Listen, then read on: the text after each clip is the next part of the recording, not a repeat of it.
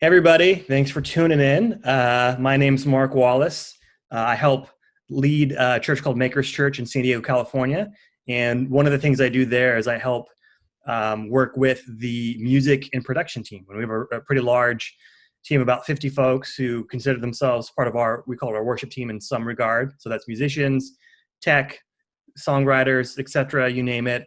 And so I've got two of our incredible team with us today. We have Justin Wright. There he is. Justin's been a part of our team for a long time, multi-instrumentalist. He's an amazing drummer, keyboardist, songwriter, composer, producer, and he is the producer and one of the chief songwriters on our latest EP, which is called Leave Me to Stay. And he's really been the driving force behind this EP, and it's been so fun working with him and dreaming. We've been dreaming about this idea for honestly for years. So it's really cool to see it come to fruition and to have an end product that I think sounds incredible, and it's so fun. And then we have Alex Warren. Hi, Alex. Hey, Alex. And so Alex moved to New York City, I don't know, how many months ago? 4, 5, 6 months? It's almost been a year now. Almost a year? Oh my gosh. COVID has destroyed my concept of time. So what is time? Who knows? What is time? I don't know what time is. And Alex is just one of my favorite humans. She's brilliant. She's such a deep thinker and so creative and does a million things. And so we'll obviously hear a bunch more from her. And she is a phenomenal singer and amazing songwriter and lyricist. And so she is the chief songwriter and lyricist and melody writer for, I'll say it, my favorite song on the EP, which is called Refuge. I know I'm not supposed to have a favorite child, but I do. They're all great. I love all the songs. I really do, but like something about that one. So it's called Refuge, Psalm 46, and we'll hear a lot more about that. But thanks for making time, both of you, for having a conversation. We're going to release this in some form, I don't know when, but out into the interweb. So anyone who wants to learn more about the music and the creative output that we're doing at Maker's Church can tune in. And hopefully this is fun and insightful, a little behind the scenes, behind the music. Get to pick your brains a bit about the creative process and your inspiration and all that. So yeah, quickly though, before I dive into that, let's just hear a little bit about you two. I want to hear a little bit about your background and yeah. So why don't we start with Alex? Just, as much as you want to share, tell us about you. Where are you from? What makes you tick? Why are you in New York City? Whatever you want to answer. I know that's a lot. That's a lot to unpack. Who is Alex? Oh, what is Alex? My name is Alex. I'm born and raised San Diego, California. So I graduated from Point Loma Nazarene University. Super grateful for Makers. Connected with them when I was 20 years old. I'm now 24, about to be 25. I have a few months until then, but I just like projecting that and rounding up so I feel older. 24 and 7 months and 8 days. Yeah. But no, Makers has been incredible and provided me with so much community. Justin and Marc have been a huge part of that. And so San Diego has been my homeland, and I moved to New York in August and initially came here for seminary.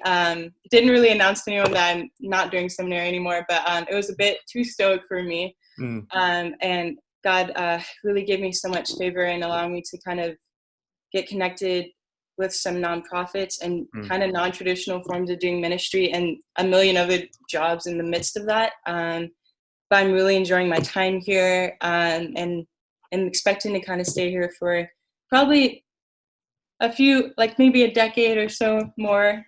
Yeah, when we were chatting on the phone a few weeks ago and you said that, I was so excited for you that you found a new home and just incredible opportunities, and you're connected to so many amazing things. But I was also selfishly very bummed about you being here for a decade plus. But anyways, so pumped that you have a great church and community and so many cool things happening in your life right now. So sorry, continue on. No, thank you. No, but I mean, it's not the same obviously as, having you all, but it's been really awesome to still stay connected and kind of just see God through really different lenses and like the secular and sacred really leaning into that in new ways. There's so much culture here, and like I said, a lot of nonprofits, and just really kind of expanding my perspective of what poverty looks like and what it means to like be present and kind of ready to go at all times, which I'm not, but I'm trying to learn how to be molded into that. But yeah, so everything is an adventure here, which I love adventuring. So been having a blast in eating too much food as always. But yeah. So many good options in New York. They're everywhere. Yeah. Well, awesome. Thanks, Alex. And thanks for making time. And thanks again for your amazing creative output. Even though Alex is in New York, still consider absolutely part of the family and always will be, for me anyways, Makers and a dear friend. And so excited that you were able to collaborate with us on this project and hopefully for a lot more in the future. That's the beautiful thing about technology, especially even right now. It's like we're going to be Zooming anyways, whether we were in San Diego or across the country. So definitely stoked for more collaboration as we go. So anyways, thanks for making time. Justin, Juice, DJ Juice. One of my, we've been friends for a long time, and I've been a friend and a fan of yours for a long time because I've always loved pretty much every creative project you've worked on. So tell us a little about you. What's your story? What makes you tick? So many things make me tick. I don't know where to start. Grew up playing music. I used to tour a lot. I went to Point Loma also for a couple of years, not all of my college years. I went to UC Davis first and last, and I loved it there. Justin and I, fun fact, are both from the Sacramento area. So the motherland. I don't know if anyone cares about that. I care about it, and I love that. Still, I mean, it's still got a piece of my heart. It always will. Yeah. Anyways. Met a bunch of music people at Point Loma, and then have been really connected with all those people since. And used to tour a lot with different bands, and involved with lots of songwriting. And then also, in the midst of all that, also started writing a bunch of material, mostly instrumental music. And basically over many years, I've kind of built like a studio and have worked on tons and tons and tons of projects, and do a lot of film scoring and music licensing, and then production for different artists or bands, and a lot of other nerdy tech music audio. Yeah. So so with the Makers stuff, I don't know, years and, well, I guess maybe a couple years ago, I just felt like so many people wanted to make something, but I mean, it's in our name, Makers Church. True. We were probably Mosaic at the time, though, right? Yeah, I mean, because like people would have like songwriting sessions or recording sessions, but I didn't feel like there was any sort of cohesiveness to it necessarily, and so I kind of wanted to kind of lead the charge, I guess, on trying to get everybody together and try to just make something as a group. And so it's been a long process, but I think it's been a really fun process and really rewarding. And so, that's kind of where it's been awesome. It's been fun to be a part of it and to see it all come together, like we've been talking about. Not easy. Takes a lot of effort, because it can be easy sometimes to write a song, but to see it to the end, to actually finish it, to record it, mix it, produce it, the whole 9 yards, takes a lot of intentionality and a lot of dedication. And this wouldn't have happened if it wasn't for you, Justin. So thank you for your leadership and making sure we got this to the finish line. And it's been really fun to see a product finish. That's a really cool thing. Totally. So I do want to talk about, once again, the song that you two wrote together, Refuge, Psalm 46. So I remember the first time I heard what would become the song. You and I, Justin, I don't know if you remember this, we met for lunch. I was working up in La Jolla at the time, and we had lunch nearby. Got sandwiches. And we were listening to some stuff in your truck. And I think it was just a voice memo that Alex had sent. It was literally iPhone recording of, I don't even know which part it was. Maybe the first chunk of the song with your lyrics and your melody, no music to it. And we put it on in Justin's truck and we listened to it. And I'm like, this is phenomenal. Just as it is, bare bones. Like, I dig it. I'm in. Like, we need to make this one a song. And Justin was pretty pumped on it too. But so Alex, tell me a little bit about your inspiration lyrically. Like, what was the driving force for you? What was going on in your head and your heart that sort of was the impetus for this particular song? Yeah, I was just doing some super late night reading because I couldn't turn my brain off. I came I'm across, the same way. I hear that. yeah. So then I finally came across Psalm 46, and I immediately heard a melody. I was super touched by the first few verses, which was weird because I've read those verses like countless amounts of times, but for some reason it just hit differently. I do love that. I do love that about any good literature, especially scriptures.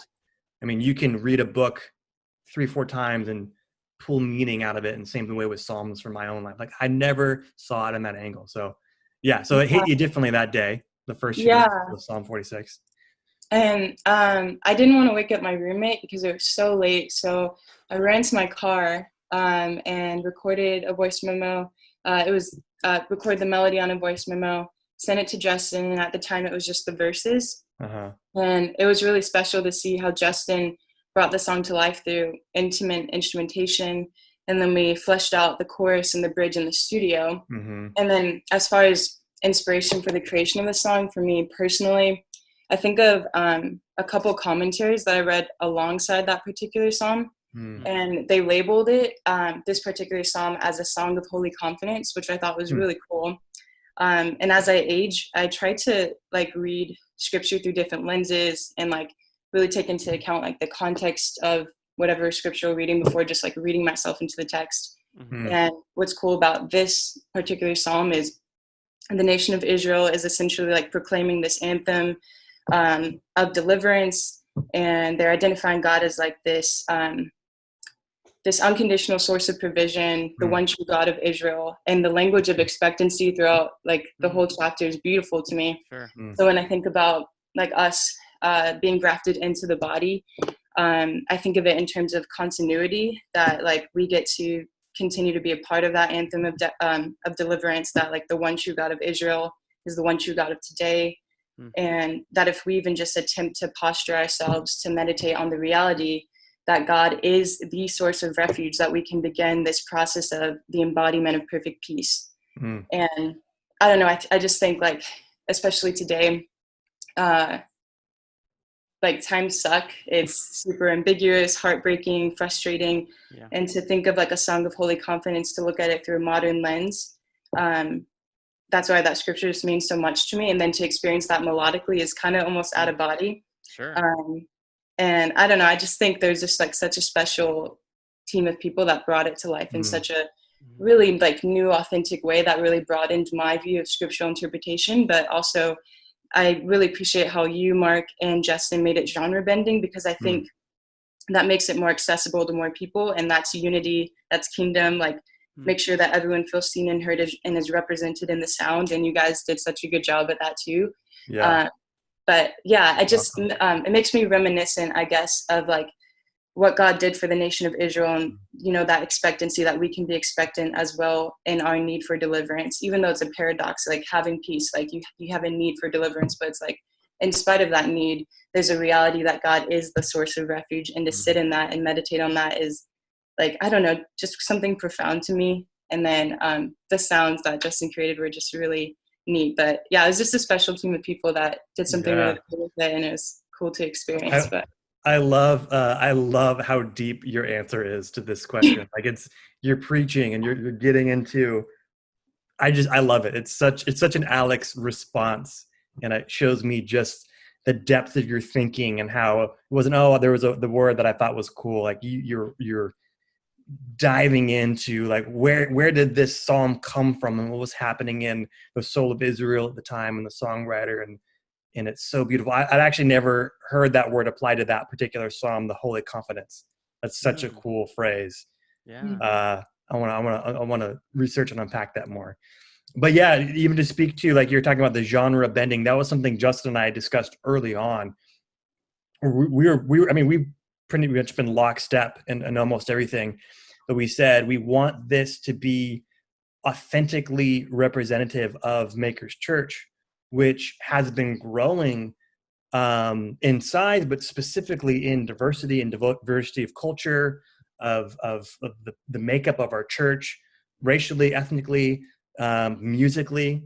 And ever since our merge, specifically with North Mark Baptist, we've had this true, authentic gospel tradition blended into whatever you want to call contemporary worship stuff. Sure. And so we're like, we have to stay true to that reality for us, and really, and besides that, Justin and I and you, Alex, we have a really diverse musical background personally. I know I grew up playing every kind of genre. I mentioned this in some other interview. Someone was asking me, like, I forgot, like, my first drum teacher ever, Floyd Kennedy Jr. Have you ever heard of St. Paul's Church, Justin? And it's in like South Sac. But it's like a traditional African American, pretty large church there, and he was the music director there, Floyd Kennedy, and he was like the premier gospel R&B drummer. And I don't know how my mom found him, but she, for like a year, every week, he was my drum teacher. And so like that kind of music got baked into my soul. And so yeah, we wanted, and when we heard your melody, Alex, it had such I mean, lyrically the psalm is so meaty, but your melody had so much emotion to it, and it had so much soul. We're like, okay, we have to craft something that matches this. And like you said, Justin did a phenomenal job helping find the right textures and everything. So yeah, Justin, tell me a little bit about your thoughts. We heard Alex's voice memo. Yeah, like what do you remember from there? Well, it's just so funny with recording and producing stuff, writing. Like I feel like so many things start off as just these such minimal spots. Yeah. So like I always tell one people, little nugget of an idea. Yeah, send me everything. You may think it sounds so bad or silly or whatever. I'm like, just send it. I've sent you a lot of pretty bad sounding stuff. Yeah, but like you got to go through that in order to find like the nuggets or whatever. And I don't think I have impeccable taste, or maybe I feel like I do, but I acknowledge I prefer certain things. And anyway, but when I heard Alex's, many different voice memos of different lyrical ideas and stuff, I feel like I can, I don't know, some of these things just kind of, again, like speak to me, and it just kind of jumps out of that memo into your heart. And so trying to capture that feeling in a song so that other people can feel that experience that as well, I think is something really powerful. And so that's something that's really fun with Alex and me. I feel like we have a lot of fun writing and coming up with ideas together, and there's like a good back and forth, which doesn't happen super often in songwriting. And so there's a couple other tracks that we worked on, and I'm really pumped to get those out also. But I think I just got the one voicemail from her and popped it in to my music software, and then I just put chords underneath it. Like Alex didn't know what key she was singing at all. Like she just sang. She didn't know what tempo. She just sang. And I kind of stretched it so it was on a grid, so then it was in tempo, and then just a little bit so it's like set, and then I just found chords that kind of fit underneath. I thought it was super fun because usually I'm writing stuff with no vocals and coming up with chord progressions and that kind of stuff, but I had a vocal melody and then just kind of found these chords that kind of fit underneath. Yeah, so it was a little bit backwards of the typical writing process for you.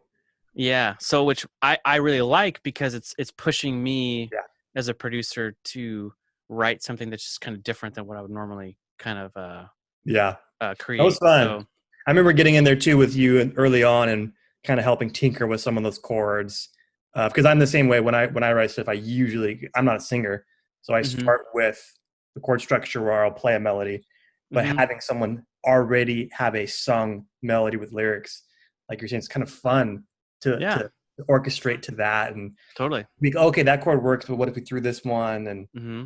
gives it the different feel, Yeah. the groove. Yes. Well, Yeah. so after I kind of got a basic chord structure Mm-hmm. out there, Alex and I then kept writing, like as she said, the chord. That was just kind of, I think, just the verse, Just the verse, yeah. and then moved towards the other sections, and then just kind of it all kind of falls into place Yeah. after, like with all the different instruments and different sections, different parts.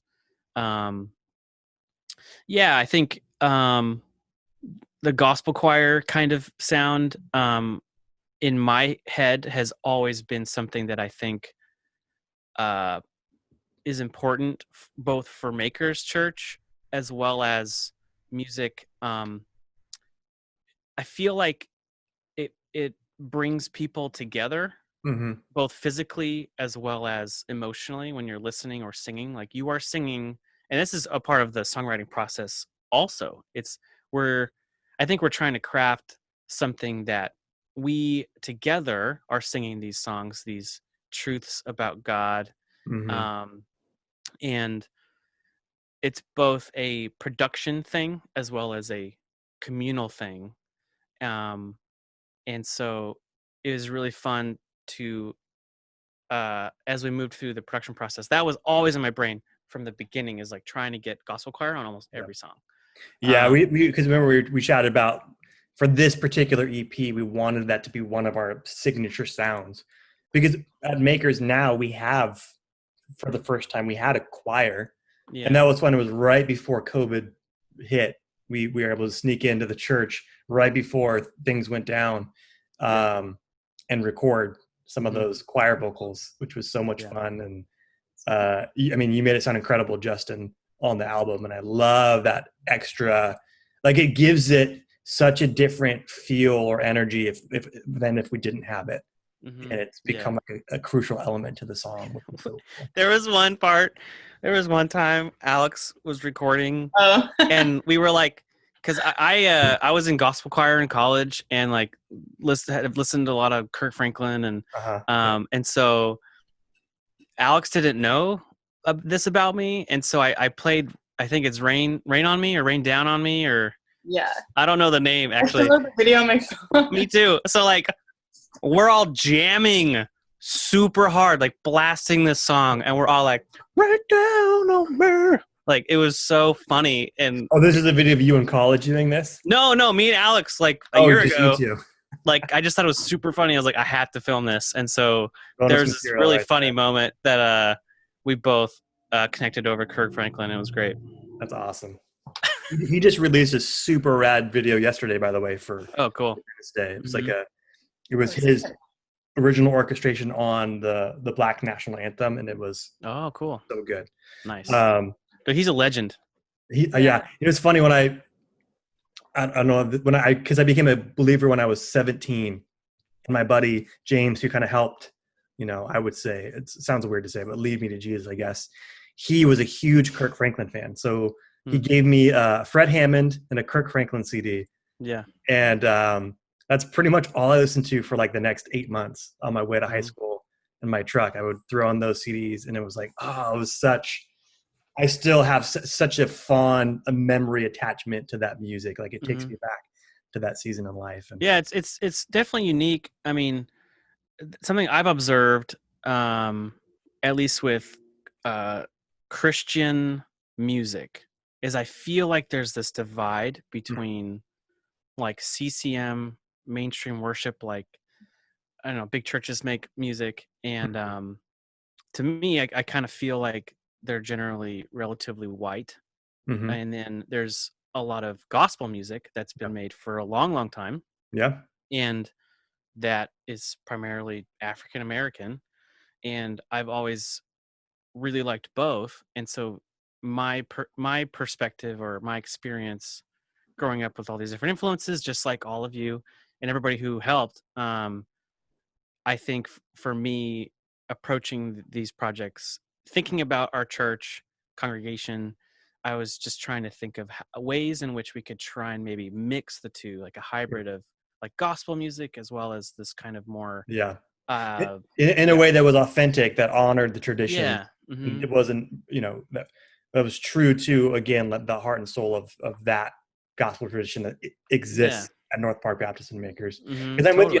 I mean, this is something I've been thinking about. We've been talking more about recently of how, I mean, Martin Luther King called it out 50, 60 years ago, of how church was one of the most segregated places. And I think probably related to that, the music evolved in these sort of segregated ways, where there was a very white sound and a more black sound. Sure. And yeah, right or wrong, what is true of our church is a blend. And so again, it wasn't so much a forced thing as we were trying to amplify what's been happening within our team. Mm-hmm. And so honored and cool to be a part of that. So yeah, tell me a little bit more too, Justin, about I mean, you can geek out as much as you want, some of the production process. I mean, we had some, just to give some of the lineup. So on this song, you tracked the drums. Mm-hmm. I think we both probably did some keys and synth and whatnot. Yeah. Had Ethan on bass for this one. Yep. Mm-hmm. And then I know Ryan Weiss did some killer lead guitar. Yeah, Ryan, Josh, and Taylor added guitars. Yep. And then Katie Harry, mm-hmm. she's the other vocalist. She comes in. What would we call that? Is that sort of what part would you say that she sings? It's kind of hard. Again, it's not a necessarily traditional chorus bridge. Totally. She well, Alex does the verses and the bridge, or mm-hmm. leads those, and then Katie leads the choruses. It's kind of the chorus part, yeah. Yeah. And I love the bridge. I was showing the song to Derek, and he was like, "It feels like it's two, like in a good way, like two different songs." I'm like, "Yeah, man, it kind of has this shift in energy for the last 3 minutes of the song." Yeah. And it's like the Lord sustain us part. Yeah. Mm-hmm. I love it so much. Totally. Yeah. And then I think that's about it. Who else was on that? Was that it for this song? And then the gang vocals. Choir. We had I know we did a smaller group of like 4 vocals, and then we had the full choir. Mm-hmm. Well. Yeah, with multiple layers of choir vocals. Like there's obviously the lead, like Alex, and then we'd had a small group of maybe 4 singers that did very specific harmonies and melodies. You, Martha, I was there. I don't know why I was in the room singing, and then someone else. Hey, you're important too, Mark. Yeah. I had those bass vocals. Steve, Martha, me, and you. Yep. And then for the choir, that was the last Sunday that we met, not as a congregation, but as a production team. Yeah. So most of the band and singers stayed after. Yep. Maybe like 15 of us or something, which is just kind of crazy to think about. Like the timing of all this is just really interesting. And it was really amazing to get the last recordings of all those singers done mm-hmm. the last Sunday that we met in person. Yeah. Yeah, for sure. Mm-hmm. Alex, another question for you. I'm just curious. This is kind of a random one, but who are you listening to right now? I'm curious. Do you have any musical reference points or any influences or that you're even aware of? Like who is inspiring you right now that you can think of? I'm gonna pull up my Spotify playlist really quick. Oh yeah. Do it. Like you always have great music recommendations. Oh gosh, no. Also, Alex is like the most humble person you'll ever meet. Okay. Every time you ask her a question, she'll be like, "Oh, what about you?" Yeah. I'm like, "Come on, girl, you got good taste." I mean, I resonate. You got something to say? I resonate with Alex, and I don't like talking about myself as much, but yeah, I agree. She's so humble. And then when you answer, it's like the most profound thing. Yes, totally. No. Share your wisdom. It's amazing. This is an affirmation station. Thank you. Okay. I really like, this is weird. Whatever. Okay. I'm so private about my music taste, so I'm being vulnerable right now. All right. I appreciate it. It is vulnerable, right? To share who you're actually. Yeah. Yeah. There's this guy named Hazy, and I like listening to instrumentals sometimes. So before I start my day, I'll get up like an hour or two before I can talk to humans, and I just have to listen to music while I'm reading or like Sure. meditating, whatever. And yeah, it's just this playlist from this guy named Hazy, and it's really ethereal. Kind of like just makes me think of the universe kind of instrumentals, and they last for like 7 minutes, 8 minutes, 10 minutes, and it's about like 24 songs, and I just like loop it. Cool. I don't know, it just makes me feel centered and peaceful, makes me think of nature, like the universe. Yeah. That's awesome. That's like when I work on the computer, I can't have lyrics usually, so I instrumental. So I'll have to check out Hazy, add it to my repertoire. Yeah, that stuff's my jam. Yeah, he's good. All right, thanks for sharing. Of course. What about you, Justin? Who are you listening to? Anyone good that you want to share with? Man, our millions of followers. Yeah, my tastes are super eclectic. I will also just look at my my music recent music listenings. Let's see, Phoebe Bridgers. I love her a lot. Her album came out maybe 2 weeks ago. Her newest one. I've been listening to the new Kanye single, "Wash Us in the Blood." Oh, yeah. Us in the Blood. I really like it a lot. Let's see. A lot of score music, like soundtracks. Just a lot of nerdy instrumental stuff. Yeah. So let's see. There's a girl or a woman. Sorry, she's not like a teenager. A woman named Monica Martin. She's really fun. She's in LA. She has a few singles out and then a full record it's like a collaboration. So I've been listening to her quite a bit also. Thanks. That's awesome. Yeah. What about you, Mark? Let's chat a little bit too about some of the instrumentation. We mentioned some of the players, but this song, Refuge Psalm 46, has some really cool. I love the different synth, and we threw some of the Prophet on this one, right? Yeah, I have a bunch of analog synthesizers in my studio. Some Moog on there, right? Yeah, there's a Dave Smith Rev 2, and then I have a Moog Minitar for like low sub bass stuff, and then a sub 37, and a Minilog. I think all of those are throughout all of the songs on the EP. Yeah. But there's not actually a ton of synth. I'm really particular about what sounds we use or I use. And so I'll find like one or two really key sounds, and then I'll just stick with that, as opposed to maybe like 10 synths going at the same time. It could just maybe be a bit too much. Totally. I love this one has like those really, like you said, it's not an overbearing number of things, but it has a really full texture, like the tones we did use. And I remember adding in some of that low Moog that you're talking about. Was that the Minotaur one that has that big fat low end? Yeah, totally. Comes in like on the last couple minutes of the song. Yeah. That walking bass line. Yeah. I dig that sound so much. It gives it that really full tone. And then I love how the song ends. I was just listening to it again this morning with the strings. And this is the one where you and Josh threw that fun, almost feedbacky guitar. It gives me like Radiohead vibe.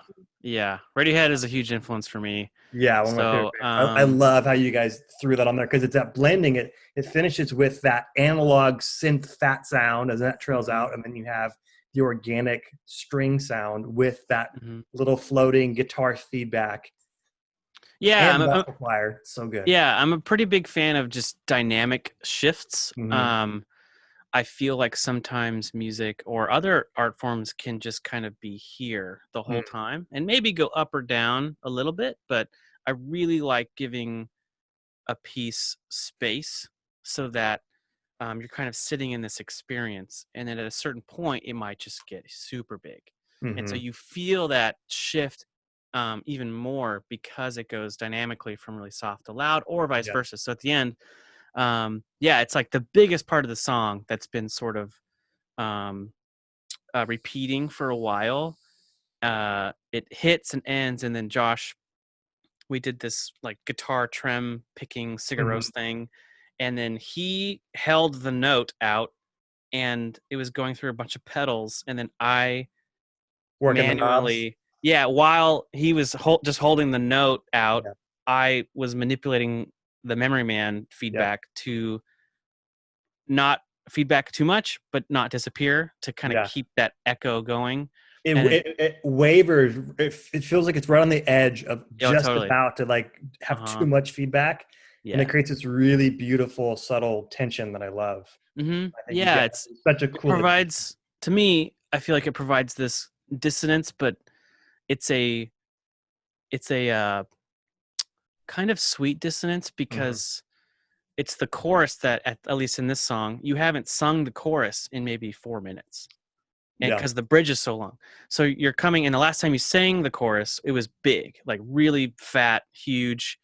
And then this is almost the opposite, where it's an intimate, really special moment for you to experience singing that chorus again, but in a very different spot than you had experienced before. Almost like it's its own little narrative. Like you've gone on this like journey. I'm nerdy about literature. And so keeping that kind of dissonance there, but I think it's this, I've learned and experienced something in this few minutes, and now I'm singing the same words I sang a few minutes ago, but I have been changed. But exactly, I know, I love it.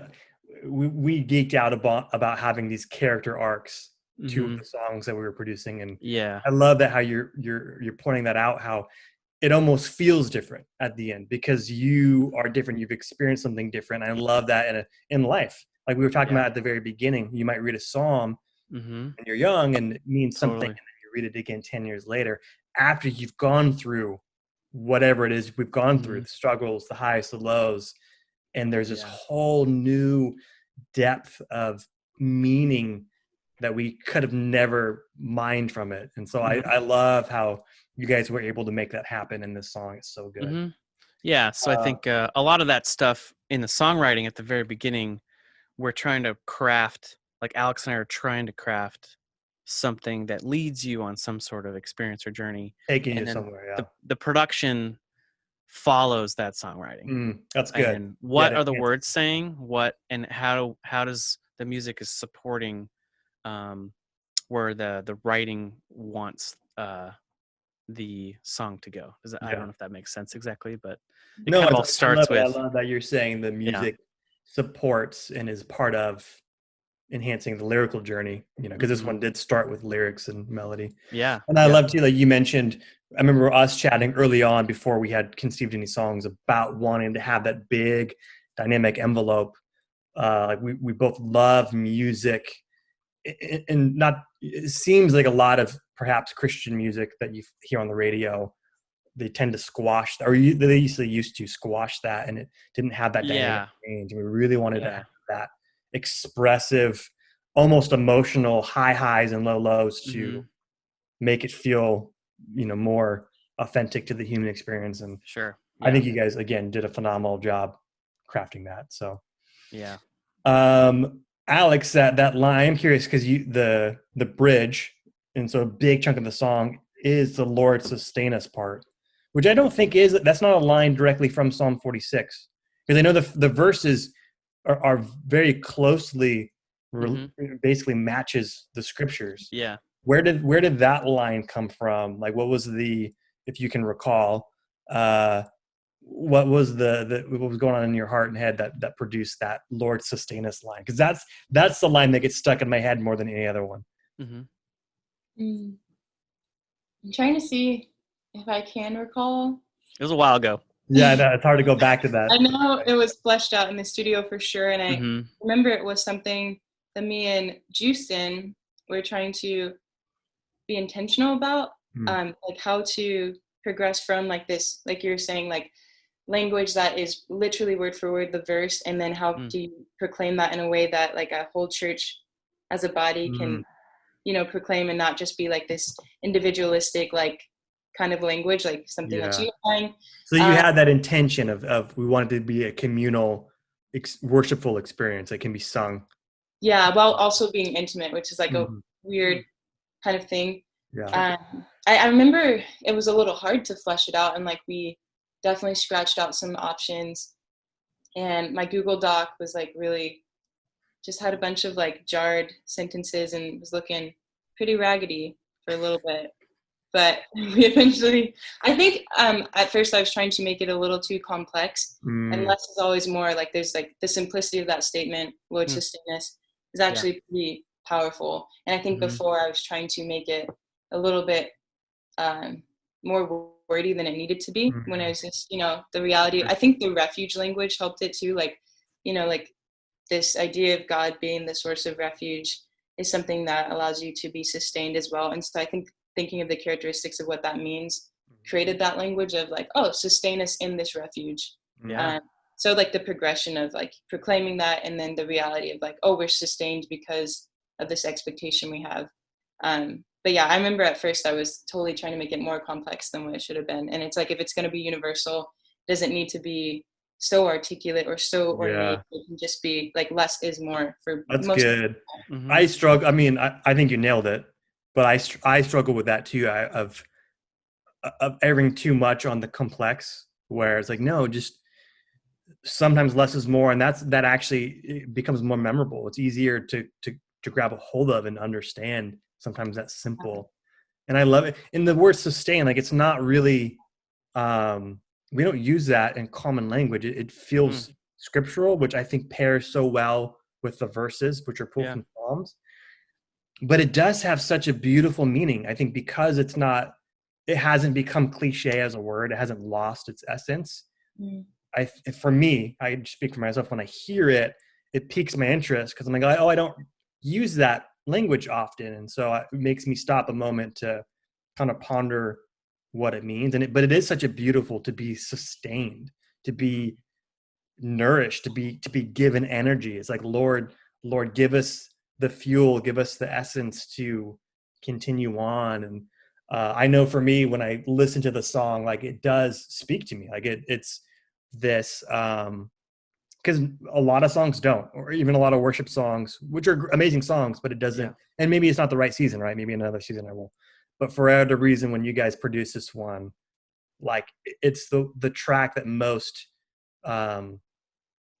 refreshes my soul. Like I do feel like it's a prayer when I listen to it. And so I love that line. So anyways, thank you for that line. It's so good. And of course the melody and the way it's got that fat groove underneath it. And I love it. Well, I don't want to take up too much more of your guys' time. I know it's already 6:00, but did either one of you want to share anything about, I know Justin will probably do a few more of these with some other folks on the record, but anything else? I know this is open-ended and vague, but anything else you guys wanted to chat about for this song or just in general?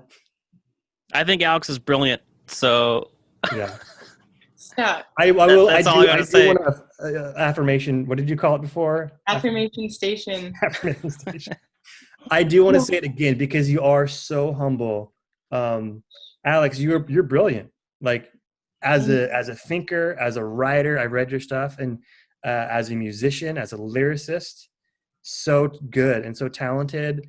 And you do have that unique ability, which I love so much, to blend the heavy, the complex, the deep, the weighty things, and to communicate it in a way that feels so relatable and human and speaks to just some of these universal fears and longings and hopes and dreams and emotions.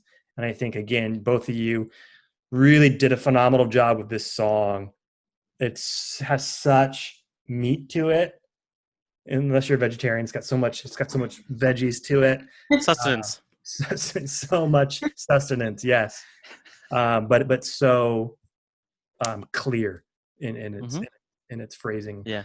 So yeah, to echo what Justin said, Alex, you're brilliant. So keep it up, keep writing, keep creating. I feel honored to get to collaborate with you. Yeah, and for sure. I'm excited for more of that in the future. I think for you, Justin, all that's true of you too. So. But also I feel the same way about you guys as well. Like, this feels weird, like this affirmation. I think you guys are brilliant.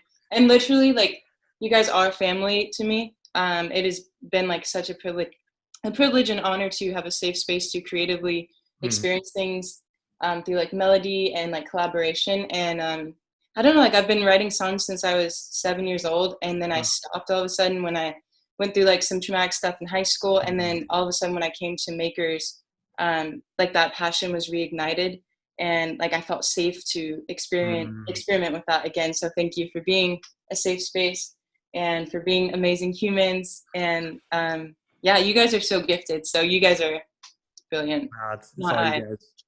Honored to just witness what's happening. But anyways, love you guys. Appreciate love you too. Love you too. Have a good rest of your Sunday. Okay. Peace out, everybody. Bye.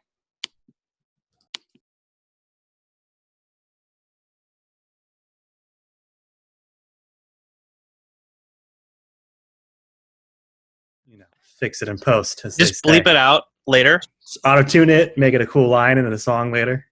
Yeah. Dang, Alex, how's New York?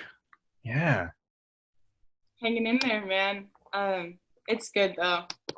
Love it. Staying safe and health. How are you guys? You're deflecting the question. Yeah. Or the answer, I guess. I had fun catching up with you. What was it, a couple weeks ago, Alex? That was a super good convo. But tell Justin how you're doing. He doesn't know. Good. I mean, working a lot lately, but it's good. Like, I'm grateful to be working. Yeah.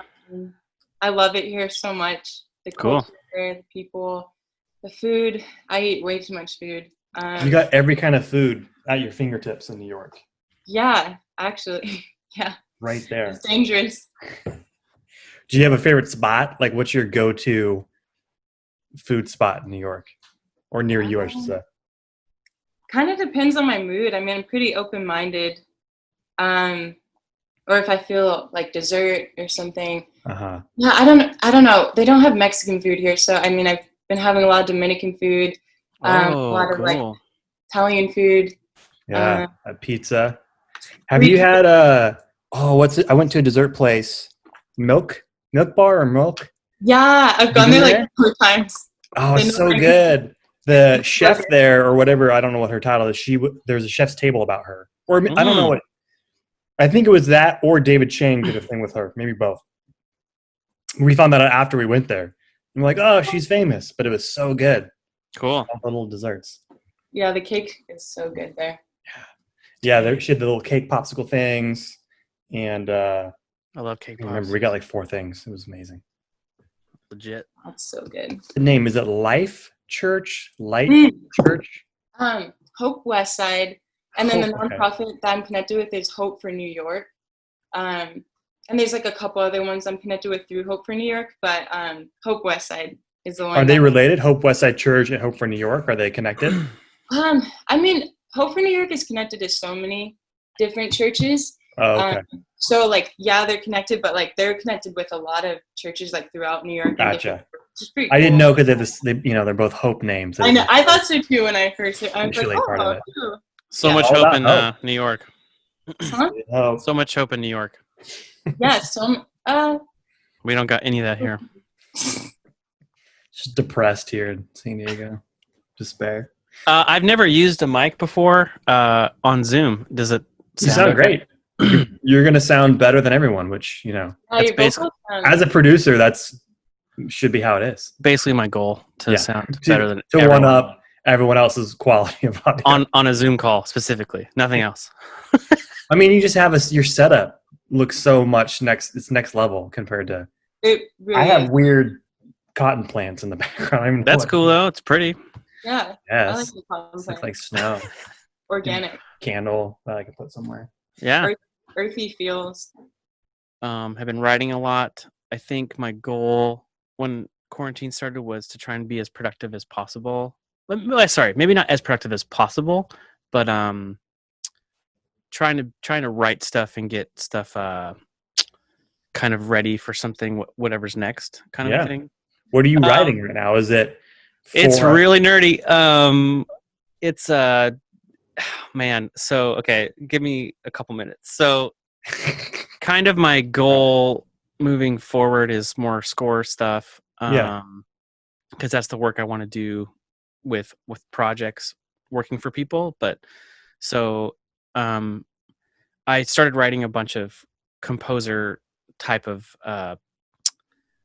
songs or ideas or whatever. And so the last couple years I've been reading more James Baldwin, and he has been kind of a hero Oh, for great. me since college, like at Davis, when I was in school. And like, Back when you're an Aggie. yeah, like this guy is amazing, but like no one's heard of him. At least it seems like. So then like, Yeah, you're probably right. It's not as well known as he should be. yeah. So then like a couple years ago, like I started reading a couple books with some more friends. And then I read an essay maybe like in January or something. And like there was a certain quote that kind of spoke to me. It sounds cliche, but whatever. And he talks about, because I think what's so interesting about him is he's in the conversation about life. He brings in a lot of humanistic experience Mhm. perspectives, like in terms of spirituality and racial issues. And it's like all three of us have different backgrounds and different experiences, but we're all human and we all experience certain things sort of the same. And so there's a quote. It's like we all experience birth, struggle, death, and then love throughout all of that. At least hopefully love. And I was like, whoa, what if I wrote an album based upon that sort of Oh, arc? the human life cycle, so to Yeah, speak. and then like thinking about artists' work, like particularly for me, like maybe like Kendrick Lamar, and like listening to his material. Some people have criticized him for like, are you saying this is the experience for like African Americans as a whole? Like, you don't say that because that wasn't me or whatever. But and he's said like, no, like I'm just writing my experience. Yeah. This has all been my experience. So what's really cool about him is, I think that's what any true artist is doing. I mean, that's all you really can do is your own experience in a sense. yeah. So like he's like, this is my experience, but also in particular Kendrick Lamar, like I think that transcends beyond just him and people can identify with it, which is really Yeah. cool. But for me, I do not have like Kendrick Lamar's background at all. So like as a white male, I'm trying to think of what do I have to offer in terms of my experience and trying to be true to that. Because I do think that no matter who you are, you have something of worth to share with people. Like trying anyway. Um, so like while I was like reading all these different things by James Baldwin, and then I was like, well, the humanistic approach, or at least that philosophy of like we all experience birth, struggle, death, and love. I can write about that. But what's weird is this. So it's progressed to being 4 records of orchestral stuff. So it's like nerdy, like soundtrack music, but each album is going to be about one of those words, and they Great. each correlate to. I love the thematic multiple album Yeah. concept. So like birth. Anyway, and then I want to feature. I try to feature, or maybe not. I don't know. I'm still sort of Like like. have a baby on each birth track, and then. It starts with a heartbeat though, like a baby's heartbeat. Oh, Um, that could and be a cool way to end it as well. yeah, I don't. Maybe Sorry, I won't. I'm I'll keep super my into like ideas to myself. cycles, like cyclical. Like it starts where it ends, Yeah, ends where it exactly. starts. I've always dug And that sort of. Yeah, the bookend heartbeat thing. begins and ends. Yeah. So and then I want to feature because in terms of my material, the last 4, 5, 6, 7, 8 years, whatever. Like I write a lot of music, and I like to feature other people that may and.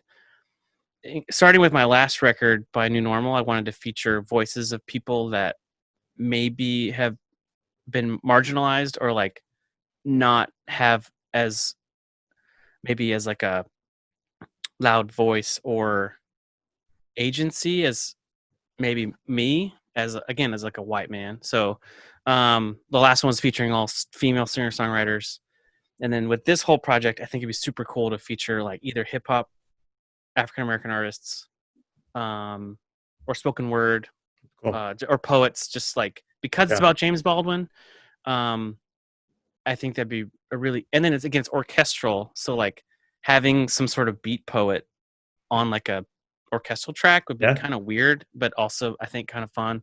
Yeah. I dig it. Anyway, that's a lot. That's good. That's a different podcast. No, that's all. I love that we captured that. So